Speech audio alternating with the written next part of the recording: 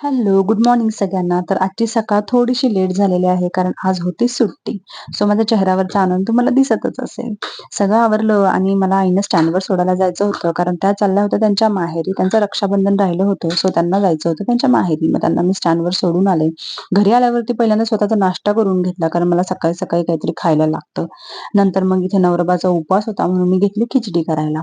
मग काय इतकं जाणवलं, की एवढं अंग दुखत आहे, पाठ आणि कंबर गेलेली आहे. काल एवढं काही काम केलं नाही, पण तरी पण अशी हालत झाली होती ना, काय सांगू. म्हणजे मला आश्चर्य वाटतं, की आपण किती लवकर थकून जातो. थोडं जरी एक्स्ट्राची फिजिकल ॲक्टिव्हिटी झाली, तर शरीराला ते सहनच होत नाहीये.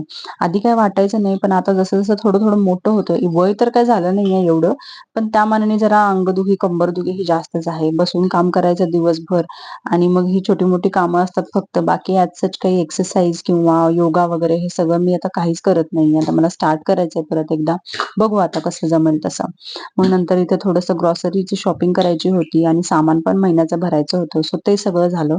मग घरी आल्यावरती मी जातानाच वॉशिंग मशीन लावून गेले होते. सो आल्यावरती ती तोपर्यंत झाली होती.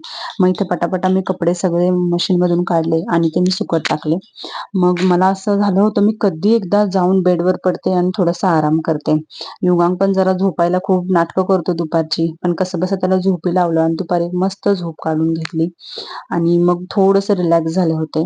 आणि संध्याकाळचा स्वयंपाक पण लवकर करायचा होता, कारण आज होता उपवास. त्याच्यामुळे लवकर मला आवरून घ्यायचं होतं संध्याकाळी. सो मी इथे लवकर सगळं आधी घरातली बाकीची कामं करून घेतली दुपारची. म्हणजे संध्याकाळी थोडा आरामात मला निवांत काम करता येईल.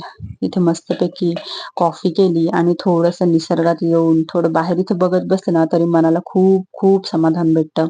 मग तोपर्यंत इथे युगांक पण उठला होता. मग काय नाही, तो त्याचा-त्याचा खेळत बसला. तोपर्यंत मी माझा स्वयंपाक वगैरे सगळं आवरून घेतलं.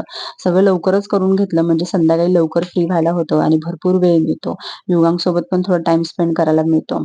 इथं माझे दिवे करून झाले होते, कारण मागच्या शनिवारी पण मी दिवे दाखवले नव्हते, कारण मी नव्हते, आई एकटाच होता. सो त्या काही गेल्या नाहीत. मग ह्या शनिवारी मला 10 दिवे करायचे होते.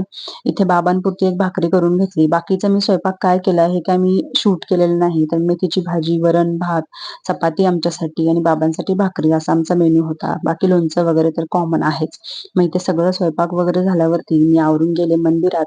सो आम्ही इथे दिवे लावून आलो आणि असा आमचा दिवस संपला. Thanks for watching. बाय.